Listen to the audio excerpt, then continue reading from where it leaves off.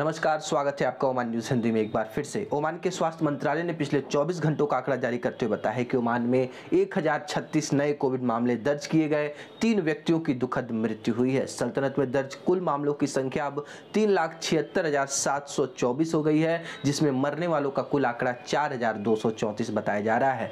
ठीक होने वाले कुल रोगियों की संख्या 95.1% है, जो रिकवरी रेट है वो पहले के मुकाबले अब धीरे धीरे बढ़ रही है। पिछले 24 घंटे के अंदर 69 लोगों को हॉस्पिटल्स में एडमिट कराया गया है और जो लोग हॉस्पिटल्स में एडमिट हैं उनकी कुल संख्या 331 हो गई है। 15,000 के आसपास जो लोग हैं अभी भी कोविड से पॉजिटिव हैं। ओमानी सरकार का तीसरी लहर आने पर सबसे ज्यादा जो जोर था वो था वैक्सीनेशन को बढ़ाने में, बूस्टर डोज को लगाने में, और जो भी सुदूर इलाके हैं जहां के लोग वैक्सीनेशन सेंटर पे नहीं पहुंच पा रहे थे, उन इलाकों के लिए अलग अलग डेट टाइम के हिसाब से वहां पे वैक्सीन सेंटर जो कि एक वैन में बनाया गया है, इस वैन को मोबाइल वैक्सीन सेंटर के रूप में अलग अलग जगहों पे कैंप लगा के लोगों को बूस्टर खुराकें लगवाई जा रही हैं।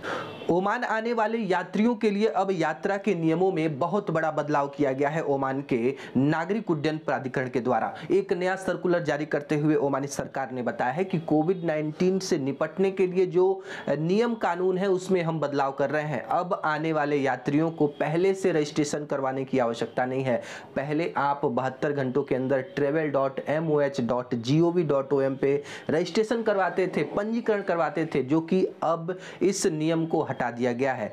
आने वाले प्रत्येक यात्री जिनकी उम्र 18 वर्ष से अधिक है उनको कोविड-19 का जो वैक्सीनेशन है उसका सर्टिफिकेट दिखाना अनिवार्य होगा, ताकि सल्तनत को पता चल सके कि आपने ओमान में मान्यता प्राप्त वैक्सीन की दोनों खुराकें ली हुई हैं। ओमान आने वाले सभी 18 वर्ष से अधिक उम्र के यात्रियों के लिए आगमन पर आप एयरपोर्ट पे ही RT-PCR टेस्ट करवा सकते हैं, या फिर आगमन के 24 घंटे के अंदर RT-PCR टेस्ट आप करवा सकते हैं। और जो लोगों ने स्वास्थ्य बीमा नहीं लिया हुआ है उन लोगों से दरख्वास्त है कि अपनी हेल्थ इंश्योरेंस जो कि कोविड-19 को कवर करता हो इंटरनेशनल तरीके से, उसको कराना अभी भी आवश्यक है। ओमान के मौसम वैज्ञानिकों ने एक अपडेट जारी करते हुए बताया है कि सक्रिय हवाओं के कारण अधिकतम राज्यपालों में धूल भरी आंधियां उठने की संभावना है। ओमान के सागर तटों पर 2 से 2.5 मीटर तक लहरें उठ सकती हैं। मुसंदम, अल बुरैमी, अल दहिरा और मस्कट के तटों के कुछ हिस्सों में ये जो मौसम लगातार खराब रहेगा और खुले क्षेत्रों में, रेगिस्तान वाले इलाकों में लगातार दृश्यता कम रहेगी, विजिबिलिटी कम रहेगी। ओमान में OQ ग्रुप के लिए एक नए पाइपलाइन के कॉन्ट्रैक्ट को हासिल कर लिया है स्पेनिश इंफ्रास्ट्रक्चर और एनर्जी ग्रुप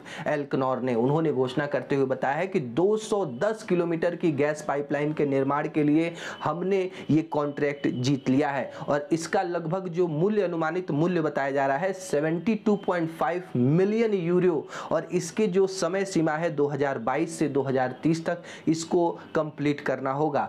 ओमान की रॉयल एयरफोर्स इस समय भारत आई हुई है। वहां के बहुत सारे अधिकारी इस समय भारत आए हुए हैं, क्योंकि भारत और ओमान के बीच में एक ज्वाइंट एक्सरसाइज होनी है जो भारत की एयरफोर्स और ओमान की रॉयल एयरफोर्स के बीच में होगा, जिसमें भारत की नंबर 1 राफेल विमान, MiG-29, सुखोई विमान जैसे प्रमुख लड़ाकू विमान इसमें शामिल होंगे। दोनों देशों के बीच की जो ये दोस्ती है वो लगातार मजबूत होती जा रही है। ओमान का एक लक्ष्य है कि 1 साल के भीतर ओमान में पिंक टैक्सी, महिलाओं के लिए जो टैक्सी है उसमें लगातार वृद्धि हो, और फिलहाल 20 टैक्सी को मार्केट में उतारा गया है जिसकी ड्राइवर महिलाएं हैं। देखिए, जनवरी 2022 में इसकी शुरुआत हुई थी और इस साल के अंत तक 200 ऐसी टैक्सियां मार्केट में लाने की घोषणा किया जा चुका। जो लोग ट्रैफिक से परेशान हो चुके हैं लेकिन ओमान के अलग अलग हिस्सों में उनको यात्रा करनी हो, तो ऐसे लोगों के लिए अपडेट आई है कि ओमानी सरकार ने देश के अन्य हिस्सों के यात्रा करने के लिए वाटर टैक्सी के परियोजना पर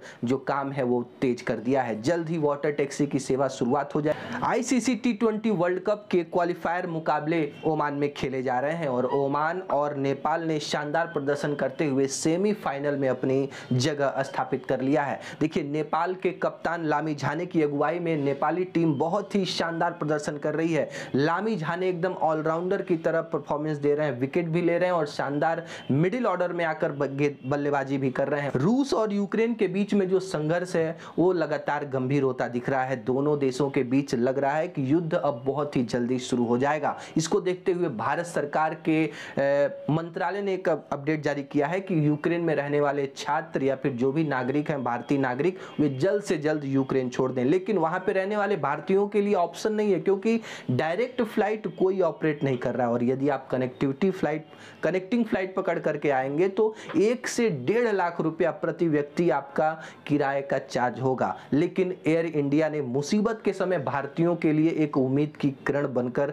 उभरा है। एयर इंडिया ने अनाउंस किया था कि 22, 24 और 26 फरवरी को हमारी फ्लाइटें लगातार यूक्रेन से भारतीयों को वापस लाएंगी। और आज पहली फ्लाइट एयर इंडिया की यूक्रेन की राजधानी कीव पहुंच चुकी है और शाम तक वहां से भारतीयों को लेकर अपने वतन लौटेगी। भारत के केंद्रीय स्वास्थ्य मंत्रालय ने बताया कि पिछले 24 घंटे में केवल 13,405 नए कोविड मामले भारत में सामने आए हैं। 235 लोगों की मृत्यु हुई है। देखिए, एक्टिव केस की बात करें तो भारत में केवल 1,81,000 के करीब जो लोग हैं कोविड से पॉजिटिव हैं। डेली पॉजिटिविटी रेट 1.2% तक आ चुकी है। और भारत में जितना वैक्सीन वितरित किया गया है उनकी कुल संख्या 175 करोड़ के पार पहुंच चुकी है। यदि आपने अभी तक वैक्सीनेशन नहीं करवाया है तो जरूर कराएं। और विदेश जाने वाले लोग, यदि आप वैक्सीनेशन करवाते हैं तो उसका सर्टिफिकेट डाउनलोड करने के समय अपने पासपोर्ट को जरूर उसमें सबमिट करें, ताकि इंटरनेशनल यात्रा करने के समय आपका जो